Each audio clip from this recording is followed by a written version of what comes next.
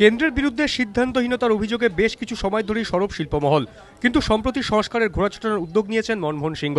খুচরো ব্যবসায় বিদেশি বিনিয়োগ নিয়ে বিরোধীদের সঙ্গে রীতিমতো লড়াই করে সংসদে জয় ছিনিয়ে নিয়েছে তার সরকার। কিন্তু এই সাময়িক স্বস্তির মুহূর্তে তাকে কড়া ভাষায় বিঁধলেন টাটা গোষ্ঠীর কর্ণধার রতন টাটা।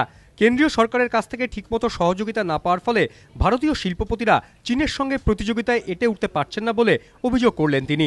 একটি সংবাদপত্রকে দেওয়া সাক্ষাৎকারে রতন টাটা বলেছেন, প্রধানমন্ত্রীর দফতর এক কথা বলে, কোনো মন্ত্রী আরেক কথা বলেন। বেশিরভাগ দেশেই এমনটা হয় না। সরকারের বিভিন্ন দফতরের আইন এক এক রকম ব্যাখ্যা দেয়।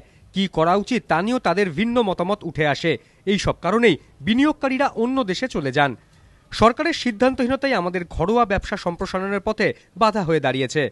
চীনের সরকার শিল্পমহলকে যে ধরনের সাহায্য করে তা যদি আমাদের সরকার করত, তাহলে আমরা চীনের সঙ্গে লড়াই করতে পারতাম। চলতি মাসেই টাটা গোষ্ঠীর চেয়ারম্যানের পদ থেকে অবসর নিচ্ছেন রতন টাটা। তাঁর জায়গায় টাটা গোষ্ঠীর দায়িত্বভার সামলাবেন সাইরাস মিস্ত্রি। এবিপি আনন্দ।